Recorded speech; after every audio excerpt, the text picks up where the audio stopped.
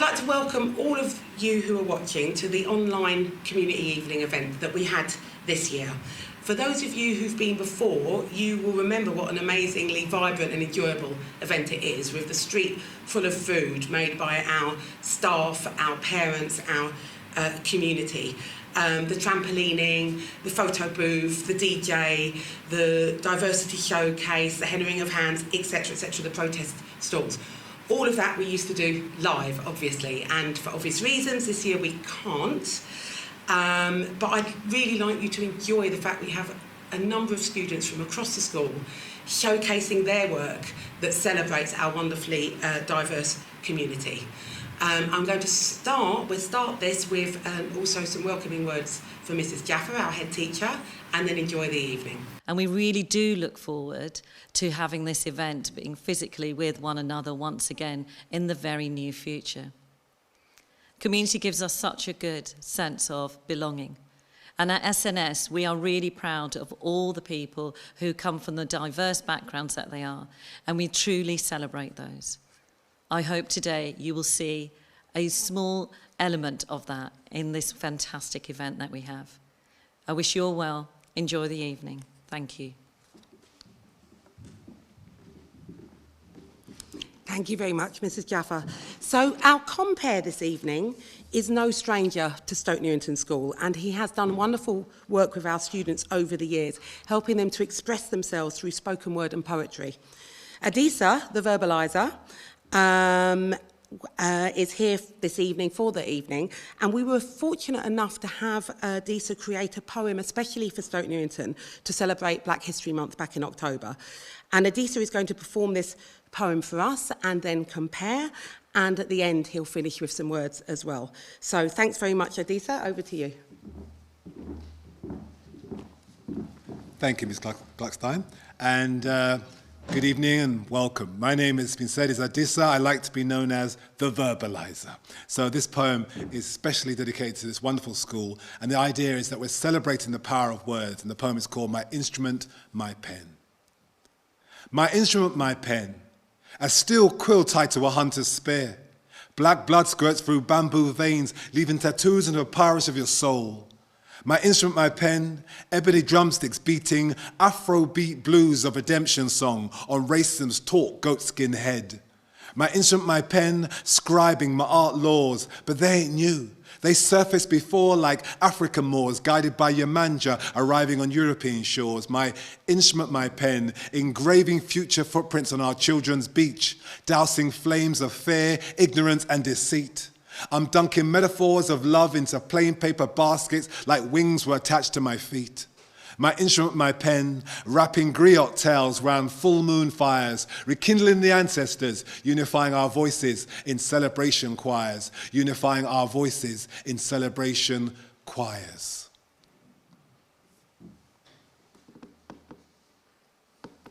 Now, we're going to listen to Bilal, Nicole, and Kayan talking about what they learnt in history, about the role of statues. And then we'll hear Isaac, Ainya, and share their work. You'll also see our students presenting all their Key Stage 3 work to Sonia Salakari, who is the manager of the Museum of the Home.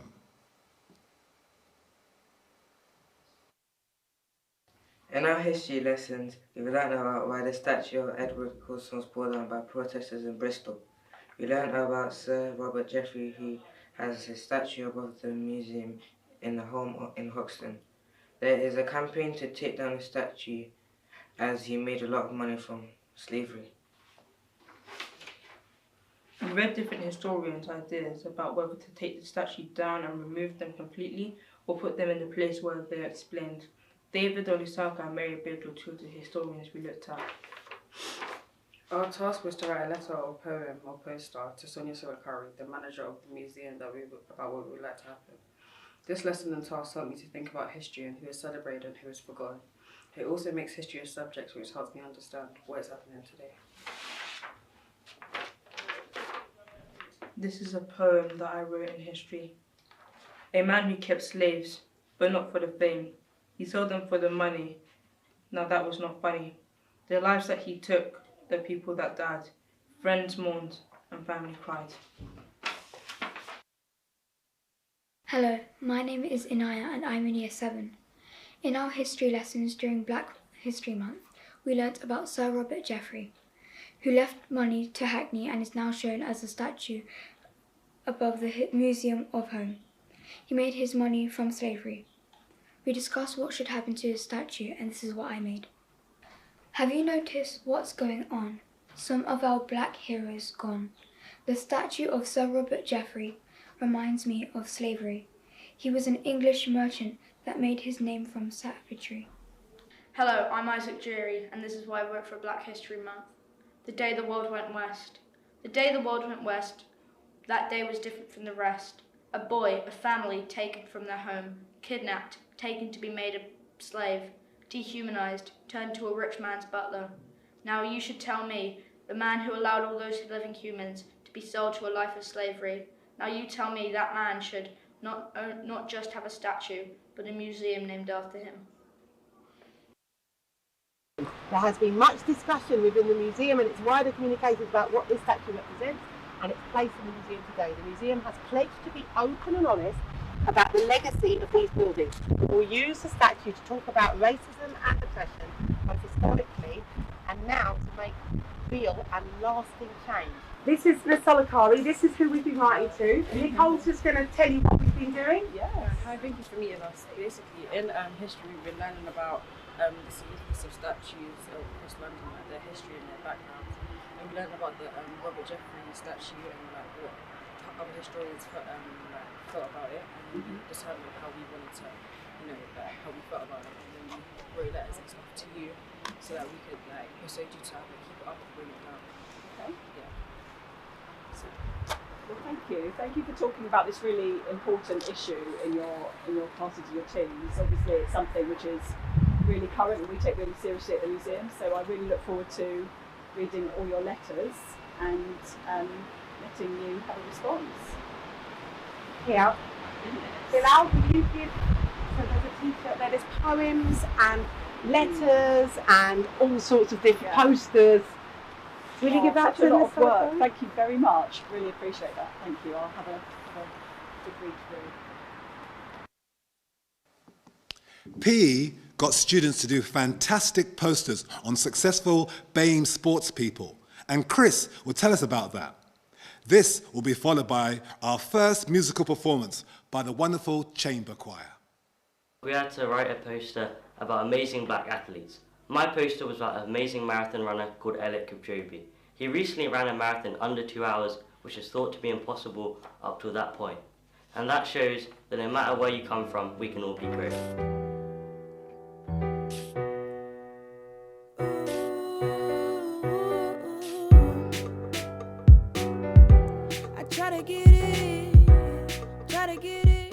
Hi, my name's Ella. Our second and final song tonight comes from Kinky Boots the Musical. The song is about lifting each other up and allowing our individualism and pride to be celebrated. Please enjoy Raise You Up.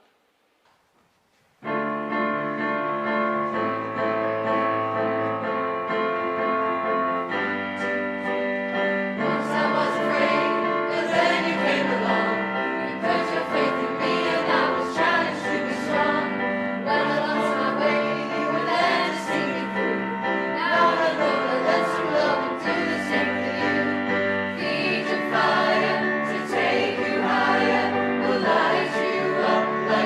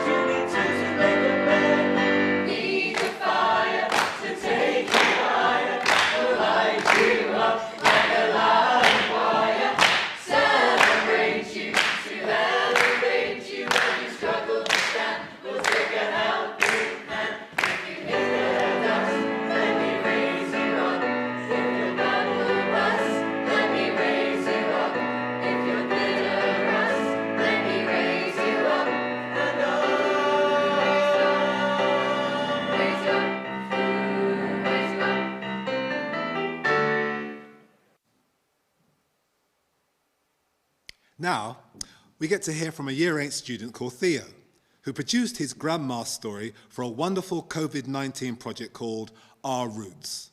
This will be followed by students from technology talking about the lovely bunting they created. Hello, my name is Theo Ashley, and I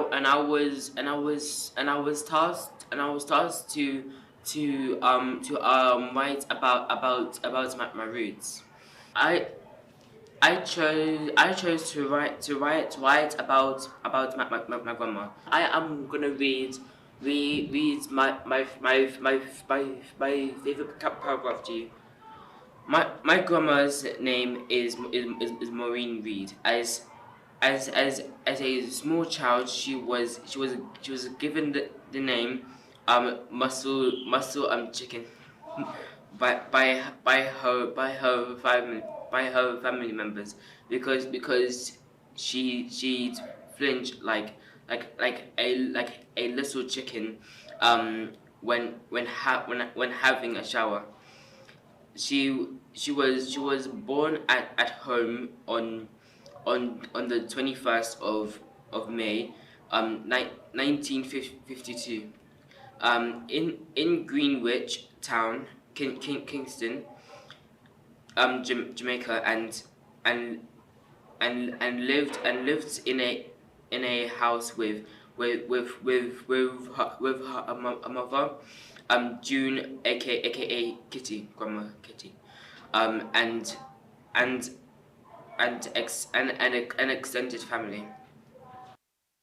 In Year 8 Textiles, we are making reusable cotton bags inspired by African textiles. We are learning how to reduce plastic waste. Single-use plastic bags use up soil and cause ocean damage and pollution when they blow into the canals, rivers and seas.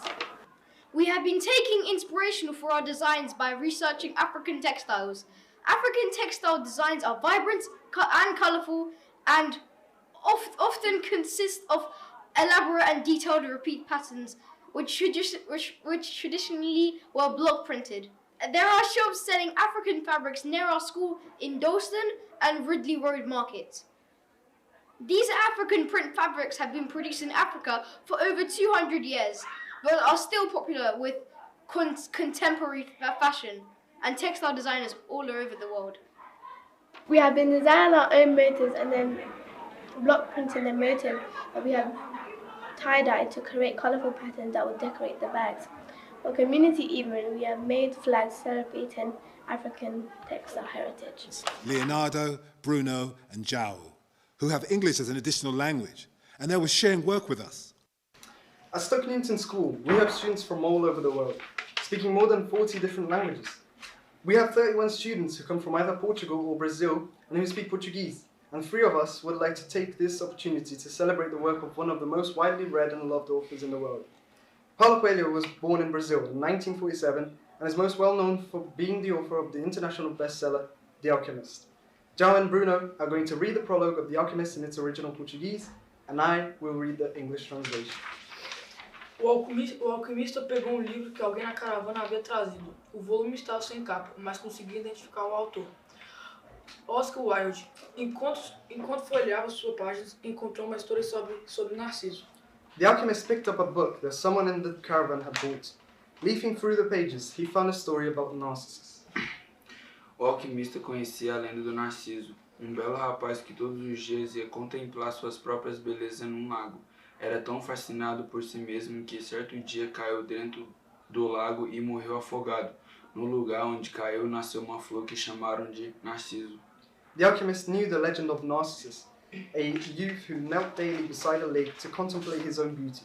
He was so fascinated by himself that one morning he fell into the lake and drowned. At the spot where he fell, a flower was born, which was called the Narcissus. Mas não era assim que Oscar Wilde acabava a história. Ele dizia que quando Narciso morreu, vieram as Óriades, deusas do bosque, e viram o lago transformado, de um lago de água doce num cântaro de lágrimas salgadas.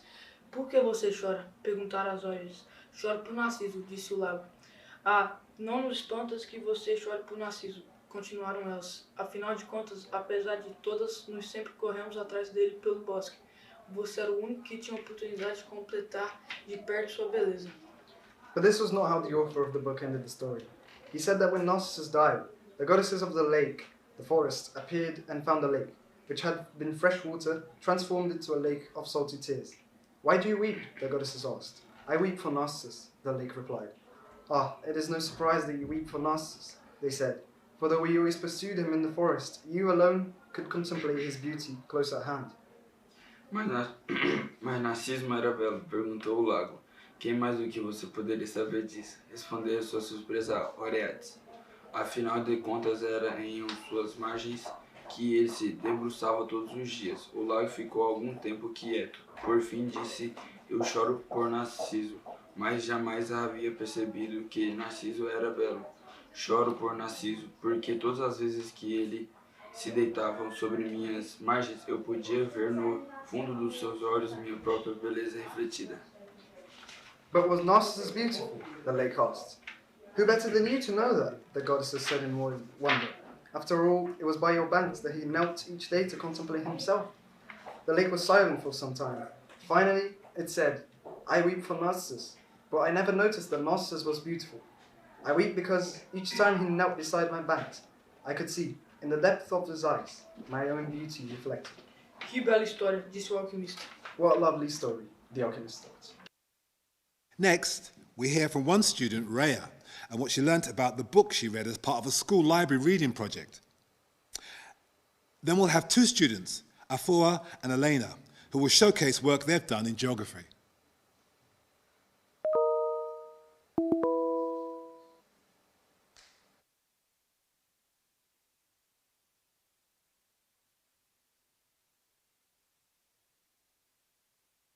My name's Elena. My name is Afua. We are in year 10.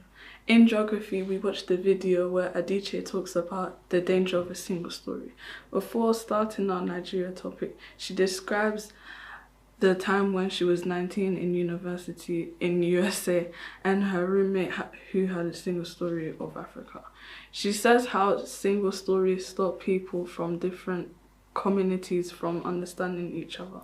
Her American roommate was shocked by Chimamanda, asking questions such as how did you learn English so well and can I listen to your tribal music, and was surprised that she could use a stove. Many people have to confront questions and stereotypes like this. The single story creates stereotypes, and the problem with stereotypes is not that they are untrue, but they are incomplete. They make one story become the only story. We had a lesson looking at the different sources showing different representations of Nigeria. We discussed the story they tell about Nigeria and whose perspective the source is from. We also thought about what information was missing from the story. In the starter, the photograph from Oxfam would lead you to believe that Nigeria was poor and filled with poverty, whereas the photograph from Buzz magazine shows Lagos as a modern metropolitan city. Both images are true, but the story they tell is incomplete. Therefore, we need to always look at a variety of sources in geography and challenge stereotypes. Hello, my name is Ryan McGore and I'm in year 7. For Community Evening, I have written a project on the Jewish struggle against fascism and racism in London. In the Stoke Newington School Book Club, we recently read Ridley Road. This novel by Joe Bloom centers on Vivian Epstein, a young Jewish woman whose late father had been a rabbi and anti-fascist activist. Vivian travels to 1960s London from her home in Manchester in pursuit of a better life and the man she loves. In London, she becomes entangled with the anti-fascist 62 group who are protesting against Colin Jordan's neo-Nazi movement. This absorbing book inspired me to learn more about anti-Semitism, fascism, and the struggle against it in London in the context of the 1960s. I had heard before of the fascist movement that developed in the United Kingdom prior to the Second World War in the 1930s. This earlier political organization was led by Sir Oswald Mosley, pictured here, an aristocrat who drew support from many affluent, influential people.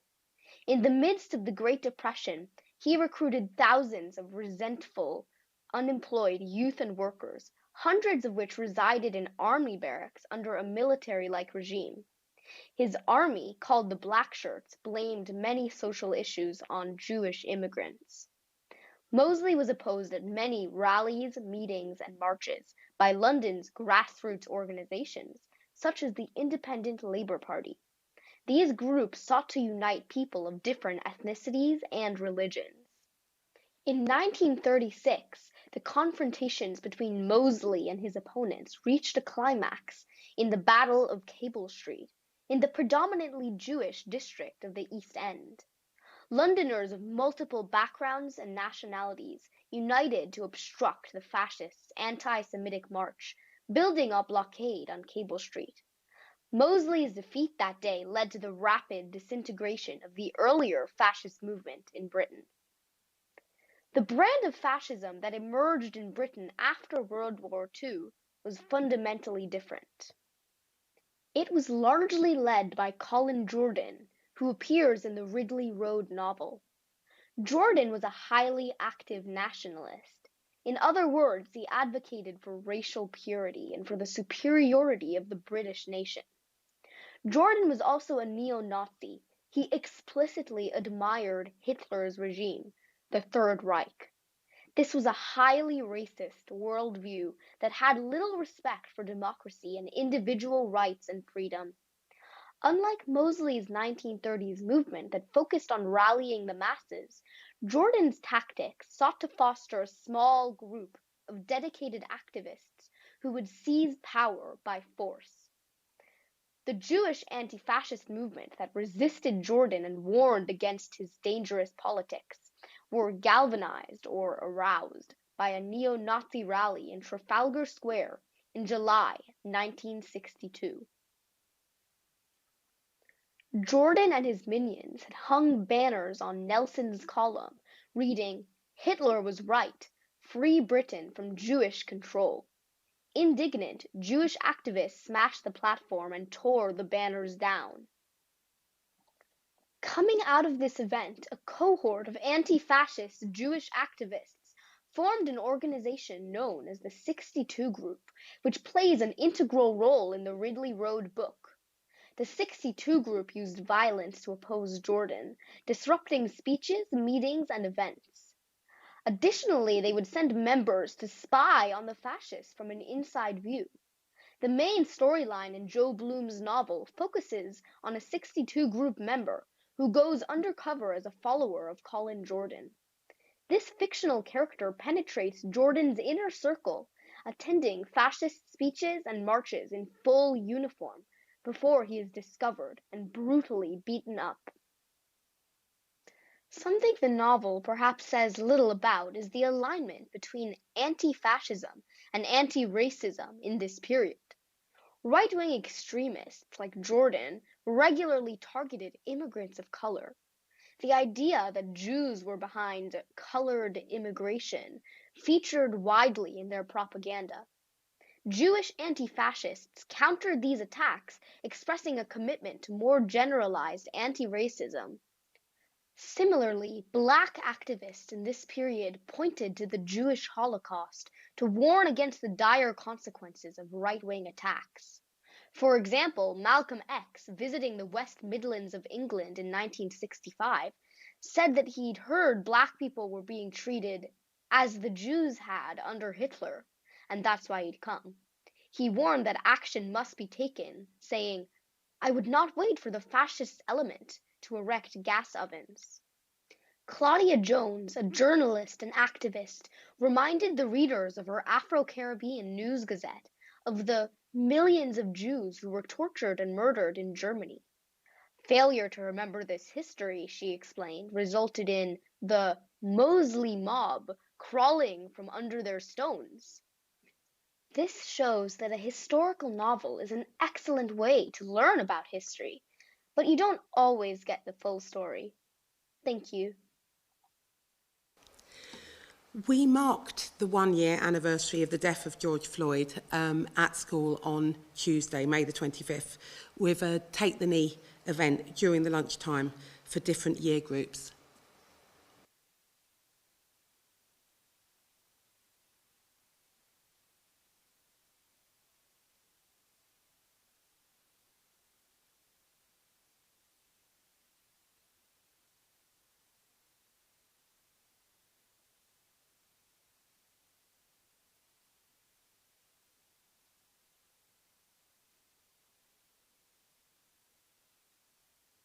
The next department to share its work is art, with Miss Gold and Terrell. And after that, we have Miss Begum sharing what students learn about in computer science, and then Hannah and Ola and Marianne talking about the Stones project they did in history. Hi, my name is Terrell, and recently we've been doing art about Ian Coach Nubari, and his art is mainly focused on diversity and commonly, because especially in Nigeria, many different places tried to colonize it, and so he likes to focus on diversity with that bit.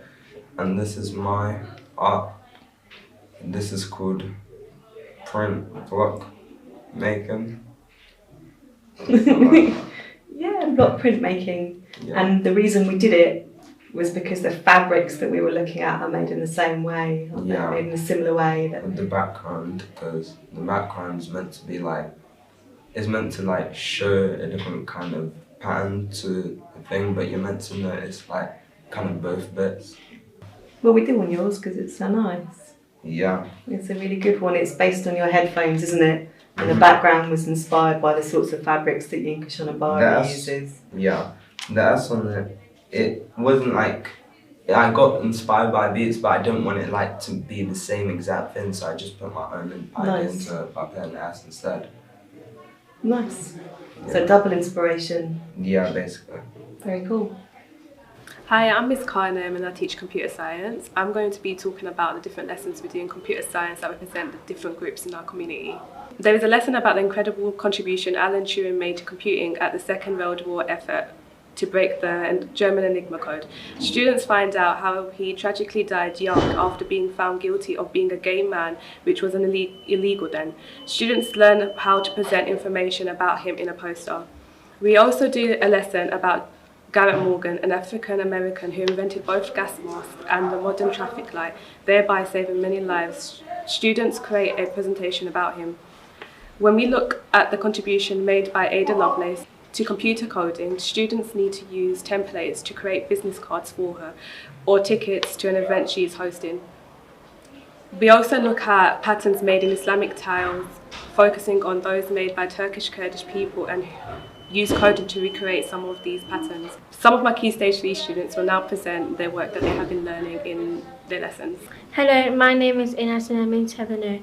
In computer science, we've learnt about Alan Turing, who is also known as the father of computer science. He helped during the World War by creating a machine which broke the Enigma code. The Enigma code is also known, which is the way that Nazis sent secret messages to each other. Alan Turing was later imprisoned because he was gay. At that time it was illegal. It was said that he committed suicide by eating an apple. Alan Turing was an amazing influence in the ongoing technology that we use. Therefore, Apple created their logo in tribute to him. In the lesson, we've learned about how to publish to create posters to celebrate his life during LGBTQ+ month. My name is Ola, I'm in Year 7. During lockdown, our history teacher did a lesson about the Holocaust. We learned about how many people suffered and were killed during that time. Jewish people suffered the most, with 6 million people being killed, and there were others: disabled people, Roma people, black people, LGBT+ people. This is my stone. I painted it like this because of all the people that were part of the LGBTQ+ community that died. So, I'm Marnie and I'm in Year 7. I did my stone like this to symbolise that everyone's different and there's like no perfect person. Hi, my name is Hannah. In history we were learning about the Holocaust and we made foundation stones to remember what happened. I made a stone with an LGBTQ flag on it because people who were LGBTQ had to wear different clothing to show they were gay, lesbian, trans, bi and more. In my history lesson, we had to make a foundation stone in remembrance for the Holocaust. I drew a candle because I wanted to remember the many people that died.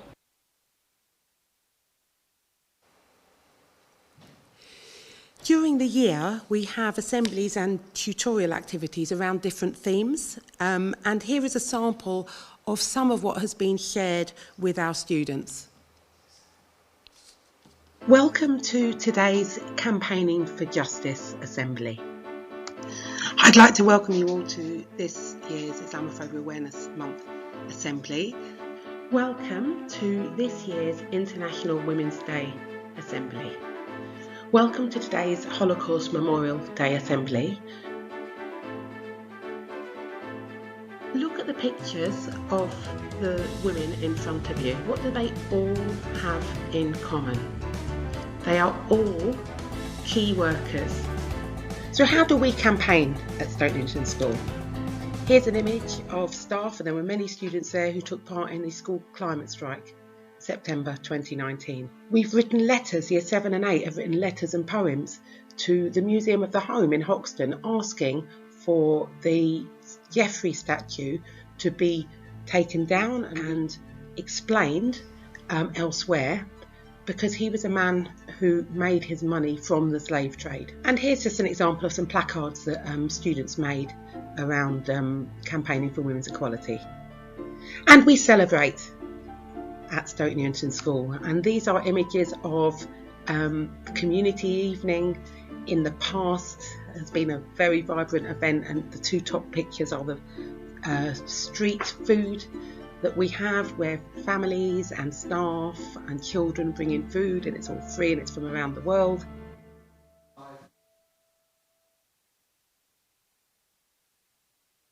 Maths students will now talk about a project they did around girls and maths. And this will be followed by a powerful poem from Zamzam. Hi, I'm Freddie. And I'm Oscar. And here is some work we have done in maths. We have been learning about graphs, and on the worksheet we were asked to find whether boys or girls were better at maths. Based on the given data, we had to fill in different types of graphs comparing the results of boys and girls. We did find out that in this school, girls were better at maths than boys, using pie charts and different types of graphs. However, we thought that boys may be better in another school. It's important to know that your gender is irrelevant to what you can achieve. Thank you for listening. Bye.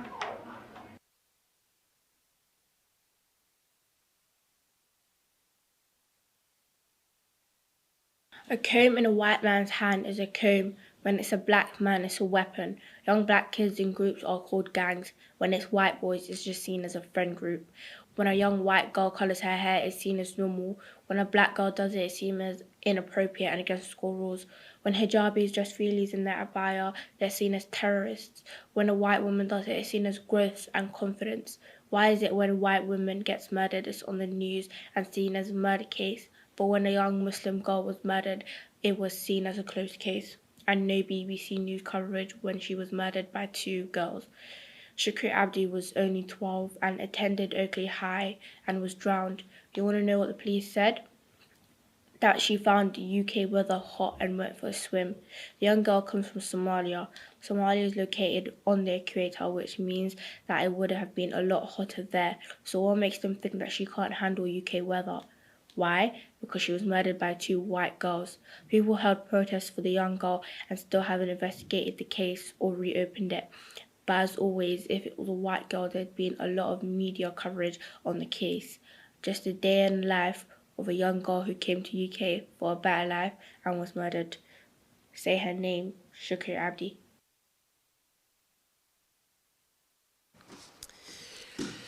During normal circumstances, the school diversity leaders, representing tutor groups from every year group, would meet during lunch times to discuss different issues, help lead assemblies around particular themes, raise things that were coming up in the school.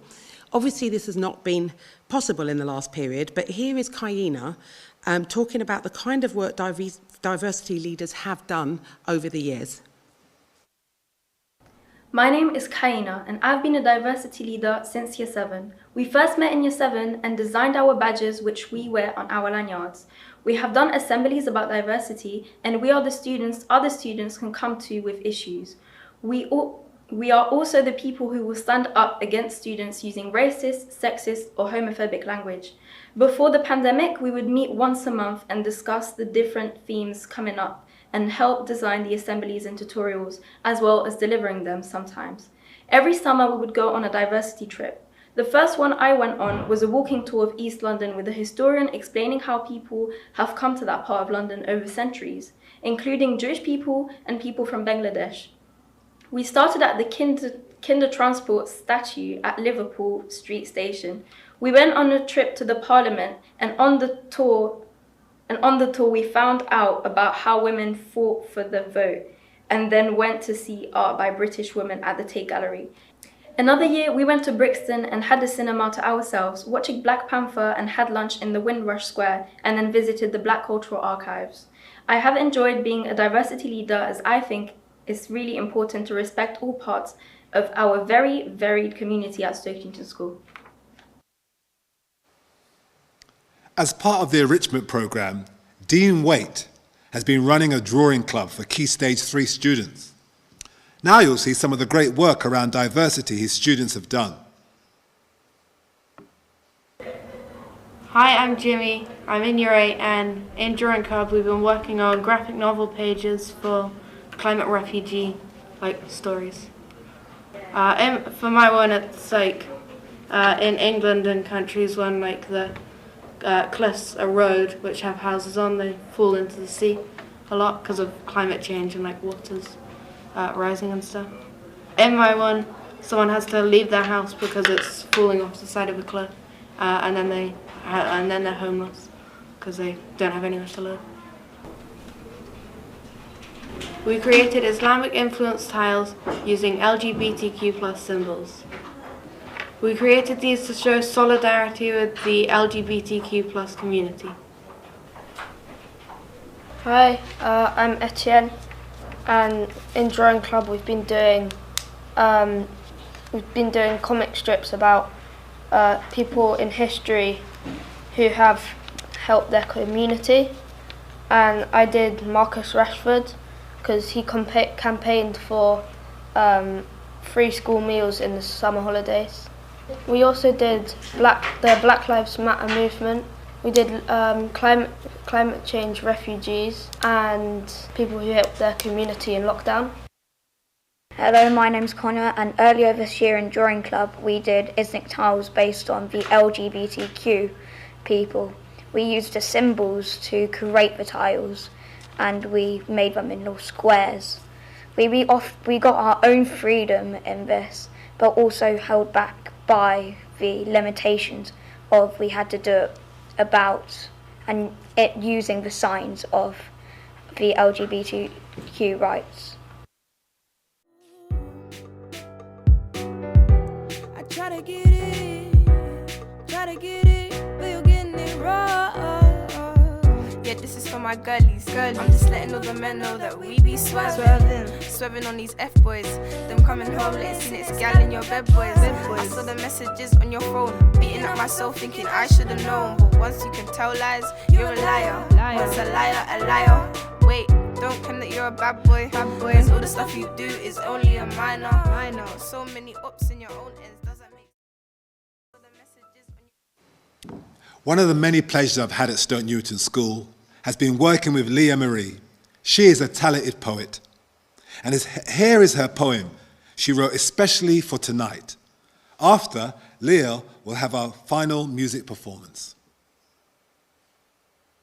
Hi, my name is Leah Marie and I have been a diversity leader since Year 7. This is just a poem that I wrote about what's happening currently.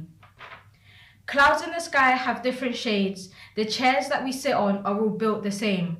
The pens that we use have the same purpose, so fighting over differences is ultimately worthless. The curly, the straight, the brown, the blonde, the white, the black, the mix, we're beyond. Beyond the past, beyond the mistakes, beyond our significant differences, beyond all the headaches. Mental, physical, visible or not, disabilities come in all forms, so what? Gay, lesbian, trans and more. Everybody in the community is accepted no matter who you are. We've come a long way, society is different now. Even though we're not all in unison, we can take a bow. Take a bow for our achievements, take a bow for our growth. Take a bow for what we went through, take a bow for our harmony. Even though we're far from the end goal, far from being done, far from being in unison, we're all contributing and that much closer to being done.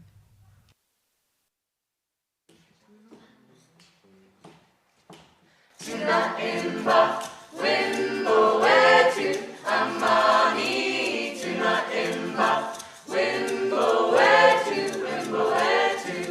Tuna imba, wimbo wetu, amani.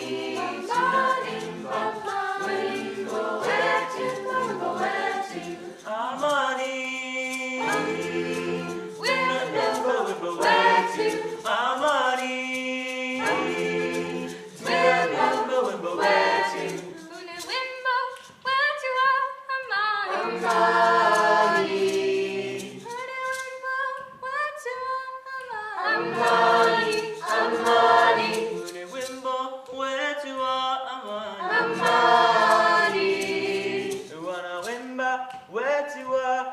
Amani, amani, tuna imba, wimbo wetu, amani, tuna imba, wimbo wetu, wimbo wetu, amani, amani, wimbo wetu, amani, amani, wimbo wetu, wimbo wetu, amani, amani, amani.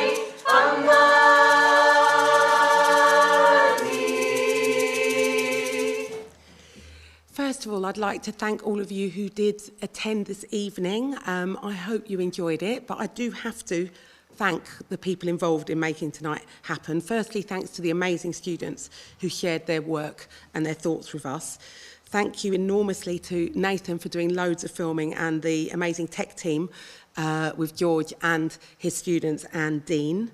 And next year, hopefully we will be celebrating in the same place. And I am going to give the last word to Adisa. Thank you very much.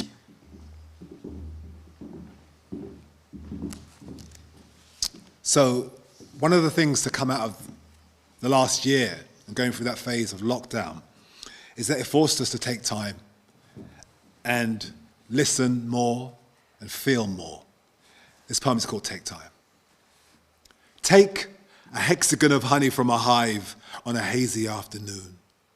Take a note from a lullaby sung to a baby in a womb. Take a single raindrop before it hits the ground. Take a grain of sand in an oyster spinning around and around. You take the pollen off a petal all covered in dew. Take the calm after the storm as the sun comes breaking through. Take the striking of a flint, causing the wood to ignite. Take the precision of an owl, severing the air with its prey in sight. Take the second, you know you're wrong, but still you say you're right. Take the exact moment day becomes night. Take a magic word, whispered in your ear. Take the scent of life, filling you with fear. Take the taste of death, trapped inside a tear. Take a good look at God as in the mirror you stare. Take time to see all these manifestations are reflections of you and me. Take time. Thank you.